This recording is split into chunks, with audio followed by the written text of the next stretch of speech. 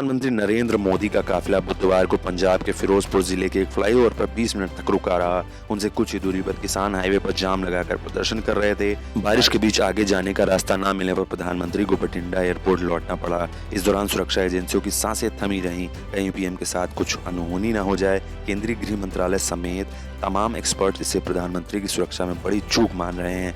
आम लोगों के मन में भी सवाल है कि ऐसे हालात में अगर प्रदर्शनकारी किसान प्रधानमंत्री के करीब आ जाते या इस परिस्थिति का फायदा उठाकर कोई दुश्मन प्रधानमंत्री तक पहुंचने की कोशिश करता तो क्या होता।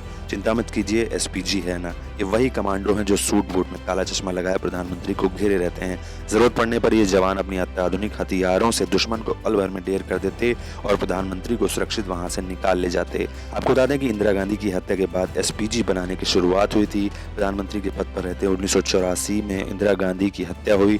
उसके बाद 1985 में एसपीजी बनी। 1988 में स्पेशल प्रोटेक्शन ग्रुप एक्ट 1988 पारित करके इसका औपचारिक गठन किया गया।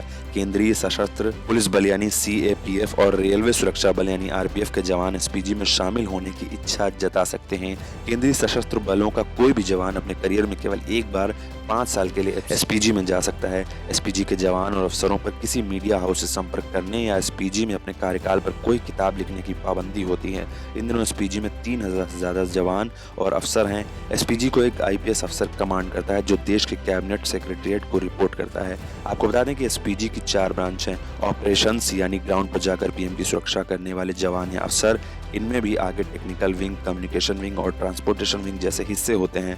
ट्रेनिंग, इस ब्रांच के पास एसपीजी के जवानों को ट्रेनिंग देने का जिम्मा होता है। एसपीजी जवानों को करीब से लड़ने, हथियार चलाने, वीआईपी की सुरक्षा, बिना हथियारों के लड़ने, प्राथमिक चिकित्सा देने, अलग अलग तरह की गाड़ियों को चलाना सिखाया जाता है।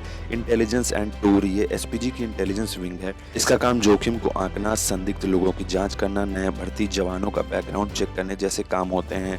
वहीं एडमिनिस्ट्रेशन ब्रांच के हवाले प्रशासनिक काम जैसे फाइनेंस, ड्यूटी, हथियारों की खरीद आदि के काम होते हैं। आपको बता दें करीब 600 करोड़ एसपीजी का बजट है।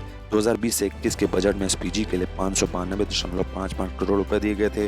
पिछले वित्त वर्ष यानी 2019-20 के मुकाबले ये रकम 10% ज्यादा थी। साफ है कि पीएम मोदी की सुरक्षा पर रोज करीब 1.62 करोड़ रुपए खर्च होते हैं। आपको बता दें कि एसपीजी के पास दुनिया भर के ऐसी बंदूकें और हथियार हैं जिनसे प्रधानमंत्री की सुरक्षा में कोई भी कमी नहीं रह सकती है।